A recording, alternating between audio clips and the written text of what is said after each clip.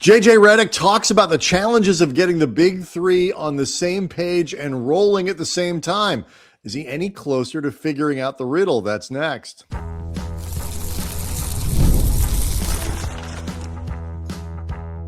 You are Locked On Lakers, your daily Los Angeles Lakers podcast, part of the Locked On Podcast Network, your team every day. Thanks to everybody for making Locked On Lakers first listen of every day, Monday through Friday, sometimes on weekends, even on holidays, and often more than once a day now.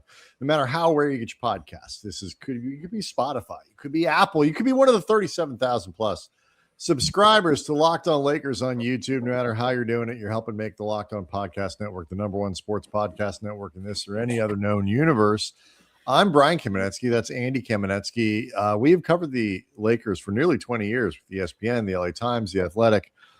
It is a talent league, Andy, but how your talent is distributed around your roster certainly makes a difference, even among your star players. Fit is a big thing, and JJ Redick and the Lakers have been trying to figure out how to optimize their three best players in Luka Donćić, Austin Reaves, and LeBron James all season long.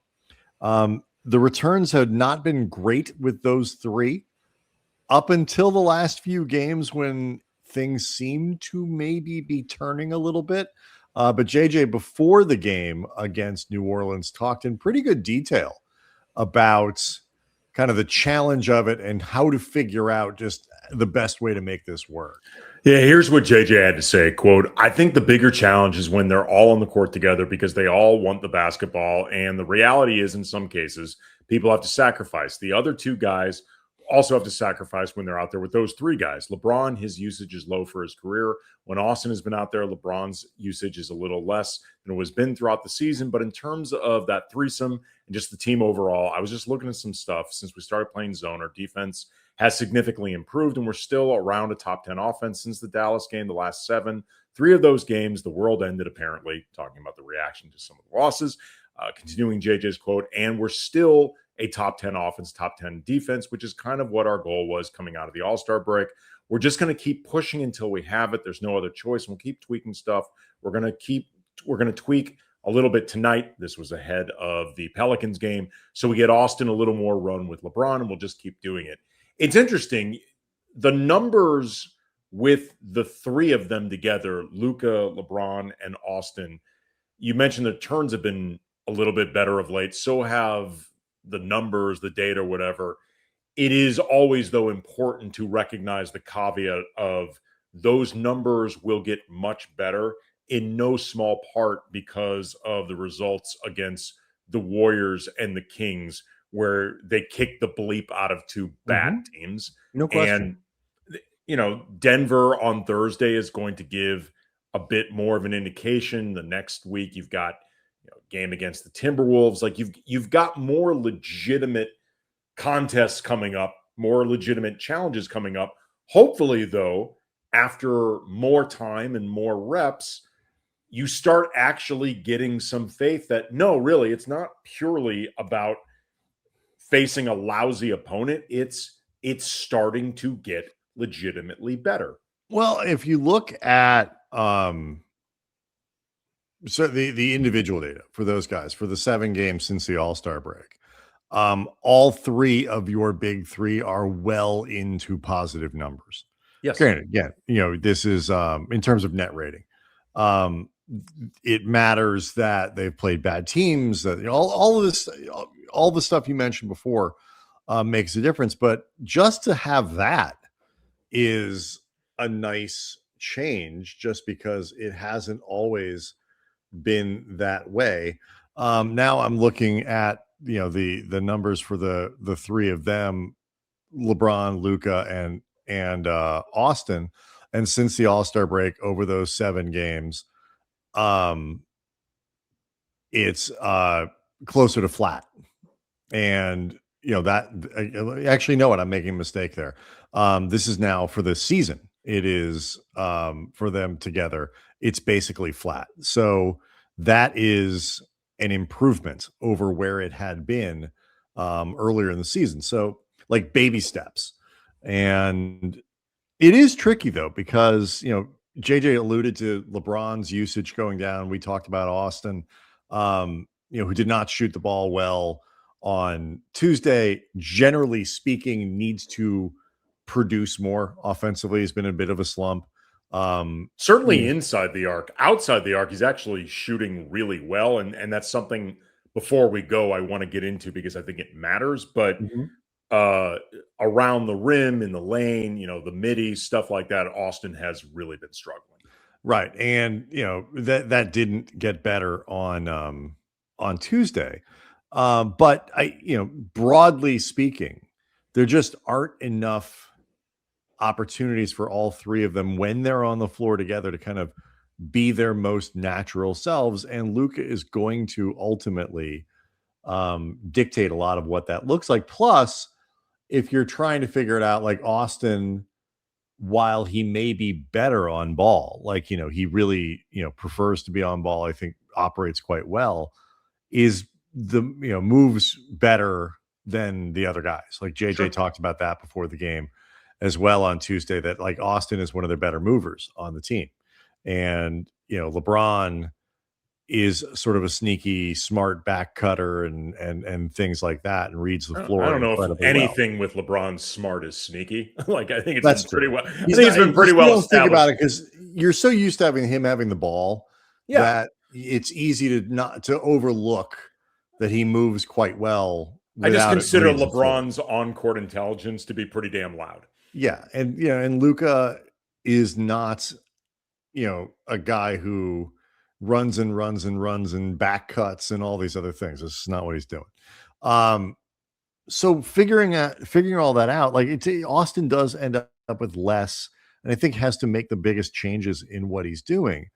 But after the break, let's kind of get into a little bit more of, like you mentioned, the shooting, for example, the way, JJ's been tweaking the rotation a little bit, try to maximize each of those guys.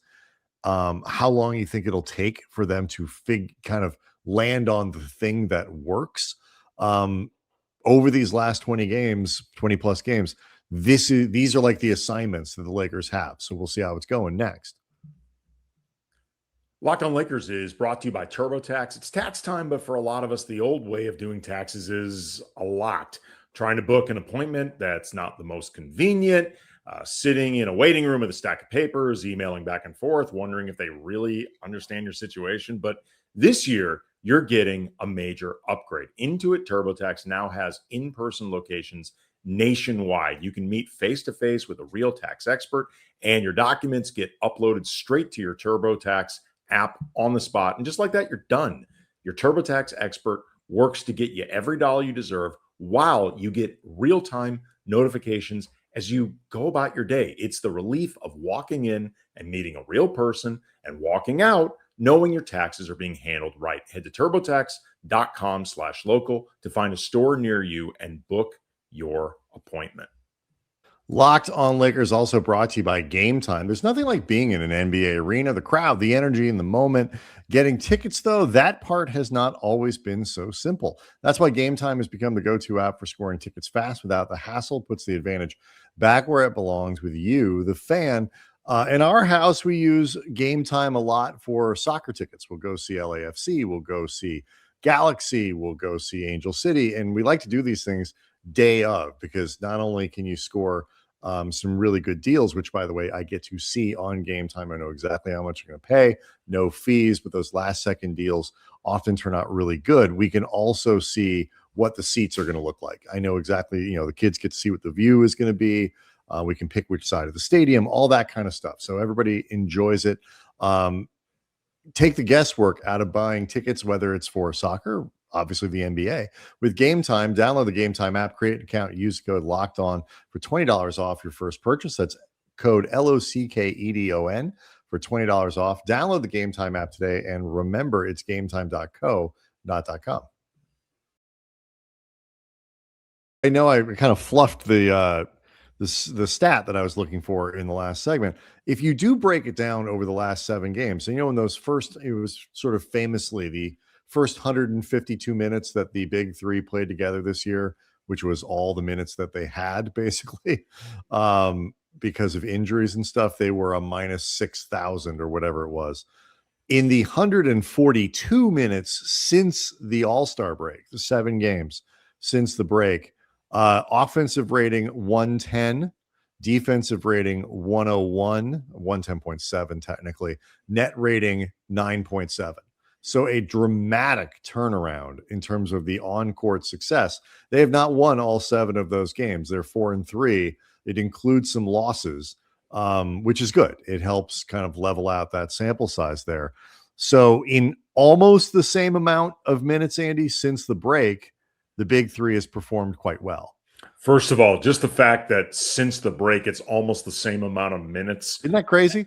Like, what are we doing here? Like, really, people, like, it's nobody's fault, but seriously, what the F are we doing here? Again, it can't be overlooked, the quality of competition and the idea that they're 4-3. We talked about heading into this stretch that we wanted to see them, 6-1, 5-2 at the lowest. 5-2 is still possible. We were talking about like a 7-game stretch that goes all the way to the Pacers game before that comes after Denver, Indiana. And then we start getting into a more difficult stretch of games beginning with the Timberwolves. It's still possible to hit that 5-2 mark, but you got to beat Denver to make that happen.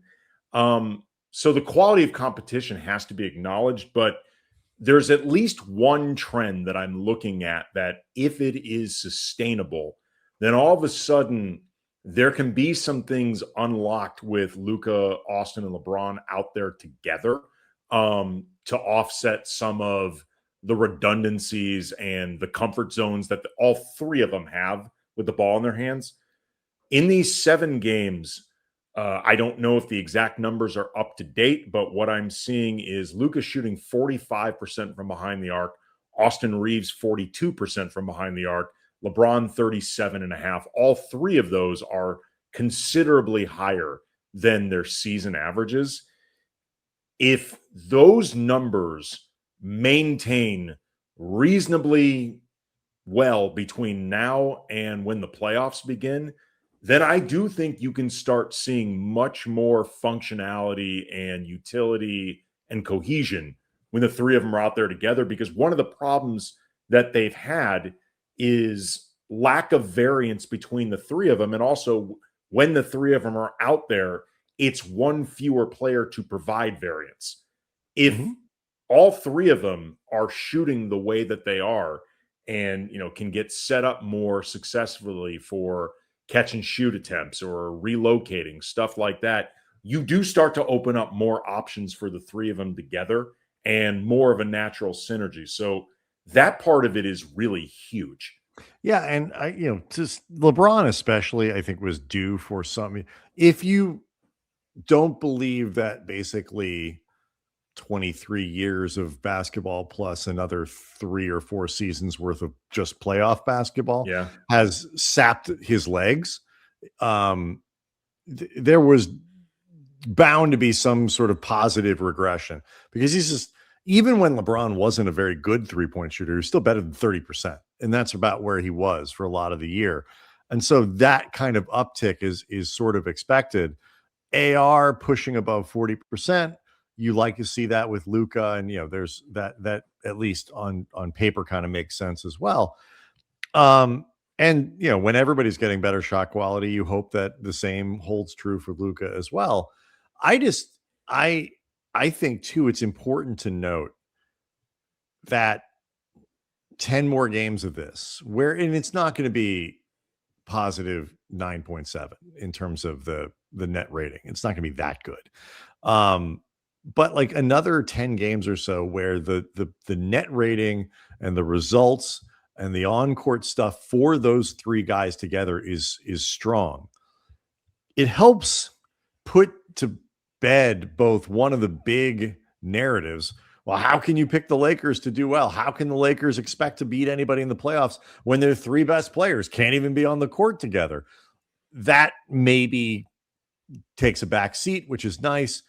And then the bigger thing is, because, in terms of things that really make a difference, it takes a little bit of pressure off the coaching staff to have to try to gin up as many opportunities as possible to break them up and minimize the amount of time that they actually play together. You can still do it based on how you want to, but you don't have to feel like, good God, like what we have to, do this sort of smoke and mirrors act just to make sure that our three best players don't play together very often. Well, it's interesting. We can close out around here, but JJ did say he was going to be looking, I guess, sort of reverse ginning, looking for more opportunities for LeBron and Austin together. And, LeBron has actually really thrived in these units without Austin or Luka, where he really gets to run the show with guys like DA and Marcus and Rui and sometimes Reaves, sometimes Luke Kennard, these high energy guys who can, depending on who's out there, bring some physicality. They can get out on the break and just really lets LeBron work in transition a lot. Right, exactly, and just lets LeBron run the show. And you've pointed this out, and I think it's true. The way the rotation works, it often comes against second units, and if LeBron is your second unit point guard for certain stretches, he is almost certainly better than whichever other team's second unit My point guard is better than your point guard. Right. In this particular stretch, that's likely going to be the case. What I think is interesting about trying to mix in as much Austin in there is it can hopefully just, it can ratchet up some of the firepower between the two of them. And also they can fall back on the chemistry that they have had over the years. But to be totally honest, I think it also prevents Austin from falling into some of his worst habits, because when he is often running the show solo, and we saw this against the Pelicans, not necessarily solo, but just as an issue, he has a habit of dribbling himself, over penetrating into trouble and not always being able to get out of it. And if nothing else, it would be good to have LeBron out there as an outlet if he actually does get himself into that trouble, because, LeBron and Luka can have bad possessions themselves, but that is not something either one of them typically do. Mm-hmm. They might do something with the ball that doesn't work, but that particular thing is much more of an Austin thing than either Luka or LeBron. And I think having LeBron out there can be a safeguard specifically against that. So we'll see how it goes. If these green shoots of prosperity continue to grow, it is a good sign though for the Lakers, even as the record since the break is quite mid. Locked On Lakers on YouTube is where you can hang out with over 37,000 subscribers to the channel. We'll, of course, get you ready for Thursday's game against the Nuggets, a big one on the schedule for both teams. So we'll see everyone next time.